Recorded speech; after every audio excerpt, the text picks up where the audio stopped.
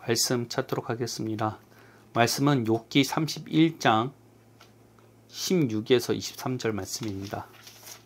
욥기 31장 16에서 23절 말씀입니다.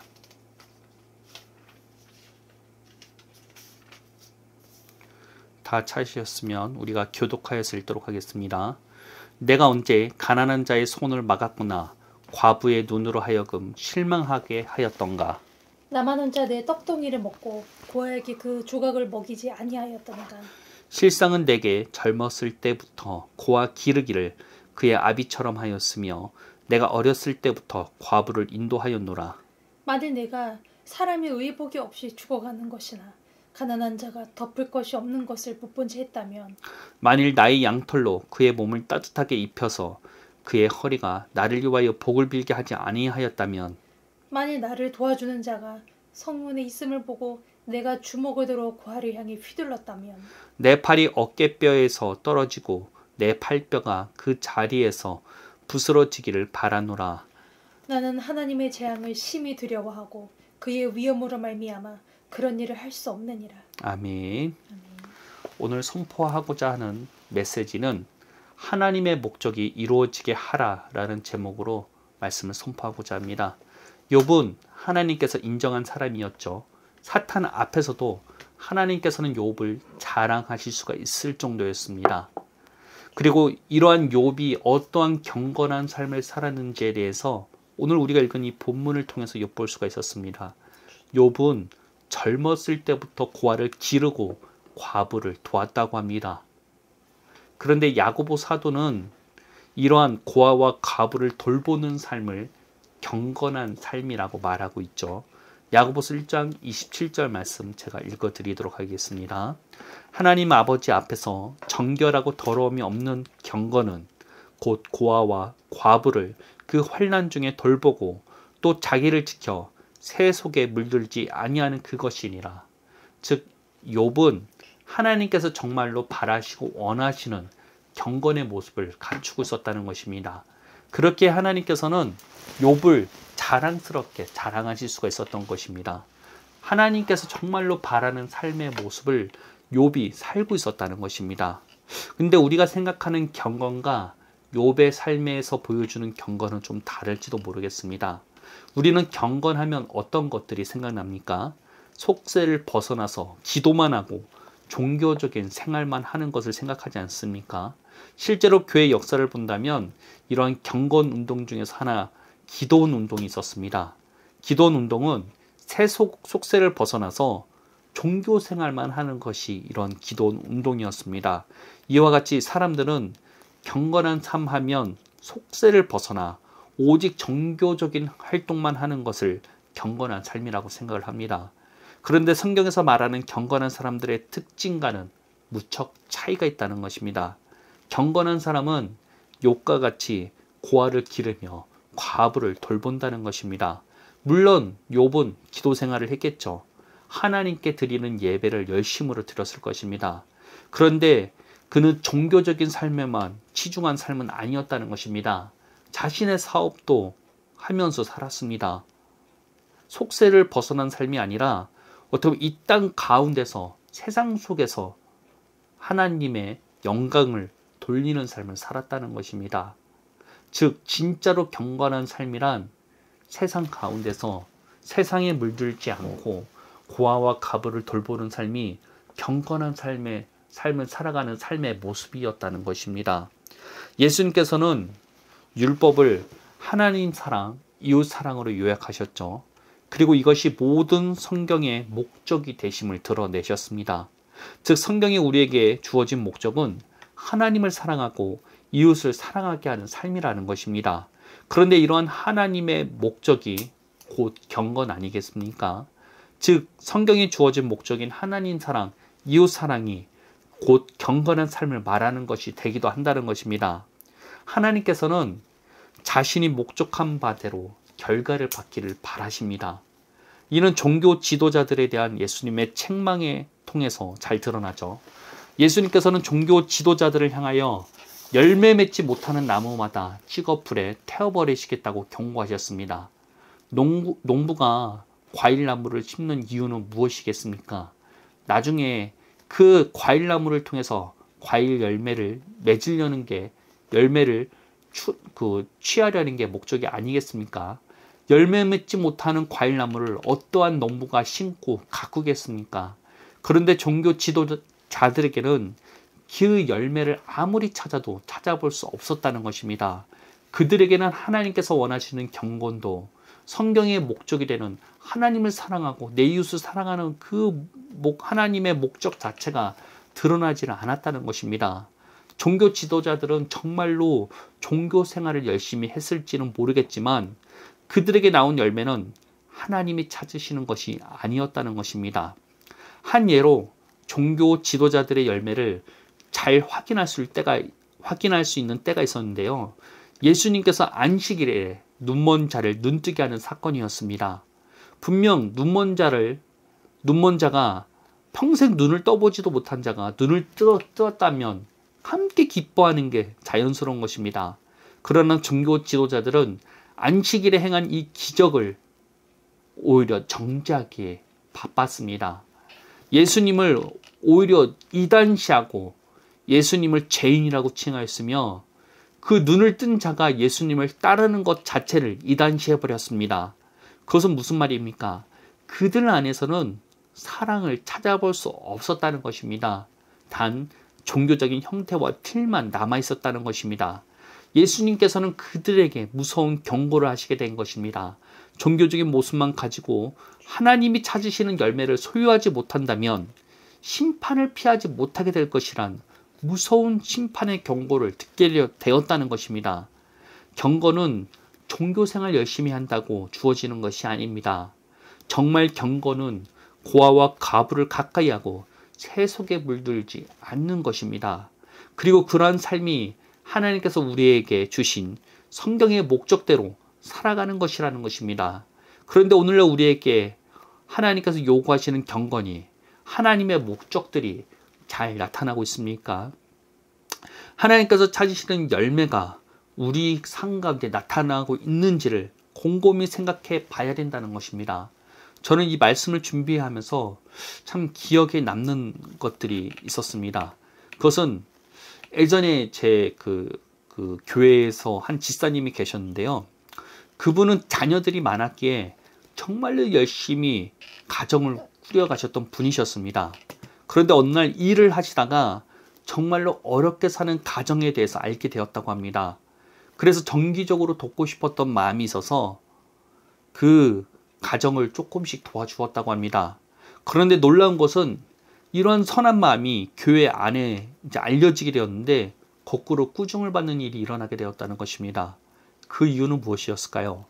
하나님께 더 많이 헌금하는 것이 중요하지 누굴 돕는 것이 중요하지 않다는 이유였기 때문입니다. 벌써 거의 20년 가까이 되는 일이지만 지금 생각해도 참 어이가 없는 일인 것 같습니다. 오늘날 이러는 교회는 찾아보기 어렵겠죠. 그러나 우리가 주목해야 할 것은 우리가 교회 중심만을 붙잡다가는 길을 잃어버리게 될 것이라는 것입니다. 우리가 어디를 방문할 때 목적지가 정확하지 않는다면 길을 잃어버릴 수밖에 없습니다. 목적지가 없이 가려는 것은 정말로 말도 안 되는 행동이라는 것입니다. 그런데 선해 보인다고 하나님 중심이 아니라 교회 중심이 되어버린다면 길을 잃어버리게 된다는 것입니다. 어려운 가정이 눈에 보이게 된 것도 하나님의 뜻이고 그 가정을 도와주는 것은 하나님에게 순종하는 일이었습니다. 그런데 교회가 이를 막았죠. 교회 우선주의가 만들어낸 일이었다는 것입니다. 이런 일들은 교회 안에 여러 가지 모양으로 일어나고 있습니다. 하나님께서 바라시는 목적은 사라진 채 교회 중심으로 돌아가는 것이 오늘날이라는 것입니다. 우리는 하나님의 목적을 이루는 것을 우선시해야 합니다. 우리의 삶이 정말로 하나님을 사랑하고 이웃을 사랑하는 삶을 살아가야 된다는 것입니다. 교회 중심보다 중요한 것은 하나님의 목적이 이루어지는 것이라는 것입니다. 우리 모두는 하나님의 목적을 이루는 삶을 살아야만 합니다. 하나님의 목적을 이룬다고 하니 이것은 정말로 목사님, 선교사님들만 해야 하는 것이라고 생각하는 경우가 많습니다. 그런데 그것 아십니까? 하나님 앞에서는 모두가 왕과 같은 제사장이라는 것입니다. 모든 믿는 자들이 하나님의 목적을 이루는 삶을 살도록 부르심을 받았다는 것입니다. 그렇게 하나님 앞에서는 모두가 목사요, 모두가 선교사와 같은 삶을 사는 게 옳다는 것입니다. 나 자신과 가족만 먹고 사는 것에만 붙잡혀 있는 삶은 하나님의 목적에서 벗어난 삶이라는 것입니다.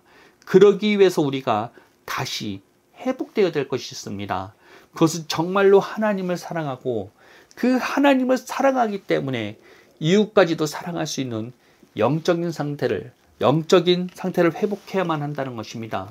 우리 안에 사랑이 회복되지 않는다면 이웃을 사랑할 수 없다는 것입니다. 그렇게 우리는 더욱더 하나님을 찾고 구해야만 합니다. 우리가 정말로 그 하나님을 찾고 그 하나님을 만나야만 우리 안에 있는 사랑이 다시 회복하게 된다는 것입니다. 예수님을 진짜 믿는 사람들은 예수님을 사랑하게 되어 있습니다. 그리고 그 사랑을 간직하는 자들이 성장해서 내 주변의 이웃까지 사랑할 수 있게 되어 있다는 것입니다. 내 안에 있는 사랑을 다시 한번 깨우시길 바랍니다. 내 안에 사랑이 없다면 그 사랑 없는 것으로 주님 앞에서 회개하고 기도해야만 된다는 것입니다. 사랑이 없으면 살아있다곤 하나 죽은 것입니다.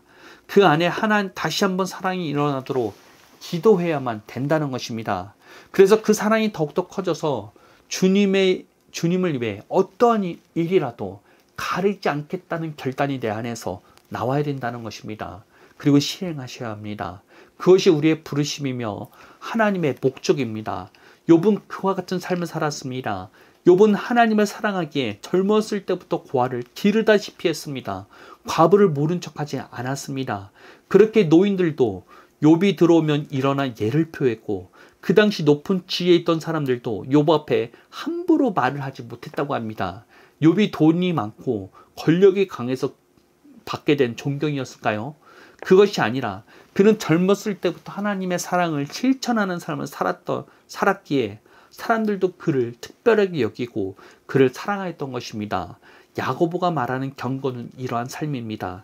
진짜 경건은 지금 내가 여기에 있는 이 자리에서 하나님과 동행하며 나에게 붙여진 영혼들을 섬기는 것입니다. 교회 중심에서 하나님 중심으로 돌이키시길 바랍니다. 나 중심에서 하나님 중심으로 돌이키셔야만 된다는 것입니다. 그래야 정확한 목적지로 향할 수 있습니다. 하나님의 목적대로 경건한 삶을 살아갈 수 있다는 것입니다. 종교적인 것에서 벗어나 정말로 하나님께서 원하는 것이 무엇인지 질문하면서 살아갑시다. 이번 주는 사실 제가 먹고 사는 것에 대한 근심이 참 많았습니다. 제가 계획한 일들이 생각처럼 이루어지지 않자 참 너무 초조하고 힘들었던 것 같습니다. 그러다 보니 내 안에 사랑이 사라지기 시작했던 것 같습니다. 하나님을 사랑하고 하나님을 사랑하기에 그 안에 사랑을 나타내는 삶에 대해서 잊혀가고 있었다는 것입니다. 그런데 욥의 삶이 저에게 다시 도전을 주었던 것 같습니다. 경건한 삶이 무엇인지 그리고 성경을 허락하신 하나님의 목적이 깨달아지면서 내가 놓치고 있었던 부분들에 대해서 깨달아졌던 것 같습니다. 사실 제가 목사가 된 이유 자체가 하나님을 사랑하였고 그 사랑하는 하나님과 평생 하고 싶었기 때문이었습니다. 그런데 막상 이렇게 어려운 일들을 닥치니까 그러한 마음들이 사그러졌던 것 같습니다. 정말로 하나님을 사랑하는 삶으로서 우리는 모두 회복해야만 합니다. 이거는 평신도 사역자를 나눠서는 안 된다는 것입니다. 아까 말했던 것처럼 하나님 앞에서는 모두가 왕과 같은 제사장이기 때문입니다. 우리는 모두가 목사로서 선지자로 선교사로서 이 땅에서 하나님을 사랑하고 이웃을 사랑하는 삶을 살도록 부르심을 받았다는 것입니다. 그렇게 우리의 부르심을 깨닫고 하나님의 목적이 우리의 삶 가운데 이루어지게 해야만 합니다. 더 이상 세상에 먹고 사는 것에 마음이 빼앗기지 마셔야 된다는 것입니다.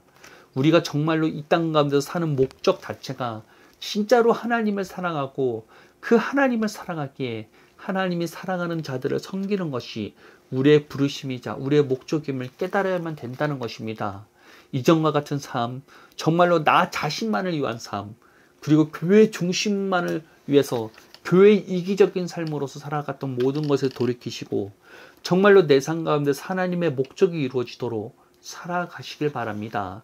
그 삶은 욕과 같이 자신의 사업을 하며 이 땅 가운데서 세상 가운데서 하나님이 사랑하는 사람들을 섬기는 삶이 진짜로 경건한 삶이라는 것입니다. 야고보는 환난 가운데서도 고아와 과부를 섬기는 삶이라고 했죠. 어렵지만 자신의 삶이 부유하고 윤택하지는 않지만 자신이 할 수 있는 대로 하나님이 사랑하는 사람들을 섬기는 삶이 진짜 경건이라는 것입니다. 이거는 돈이 많고 적고가 중요한 게 아니라는 것입니다. 지금 내게 주어진 것 안에서 내가 할 수 있는 만큼 사람들을 섬기시길 바랍니다. 그런데 이러한 모든 것들이 하나님이 주시는 사랑에서 나오지 않는다면 아무 의미가 없습니다. 하나님을 사랑하는 것부터 다시 회복하시길 바랍니다. 하나님을 사랑하는 것이 내 안에서 넘쳐 흘러서 그 사랑이 다른 사람에게도 흘러갈 수 있도록 우리는 회복되어야만 된다는 것입니다. 사랑을 회복하시길 바랍니다. 내 안에 다시 한번 예수님을 사랑하는 마음이 들끓어서 그 사랑으로 다른 사람을 섬길 수 있는 게 진짜 경건이라는 것입니다. 욥은 정말로 하나님을 사랑했기 때문에 그 사랑을 통해서 그 주변까지도 섬길 수 있었던 것입니다. 사랑 없는 섬김은 아무 의미가 없습니다. 여러분 가운데 주님의 사랑을 다시 회복함으로써 다시 한번 하나님의 목적대로 하나님의 뜻을 이루는 삶을 살아가는 여러분들이 되시길 바랍니다. 우리의 부르심은 왕과 같은 제사장입니다. 제사장으로서 세상과 하나님을 연결하는 부르심을 받은 게 우리의 부르심이요. 왕으로서 하나님의 말씀을 있는 그대로 선포함으로써 하나님의 뜻이 하늘에서 이루어진 것이 땅에 이루어지도록 하는 게 우리의 부르심입니다. 그 부르심에 따라 하나님의 목적이 이 땅 가운데 이루어지도록 우리는 살아가야만 합니다. 기도하겠습니다. 하나님 감사합니다. 하나님께서 우리를 여기까지 인도해 주셨습니다.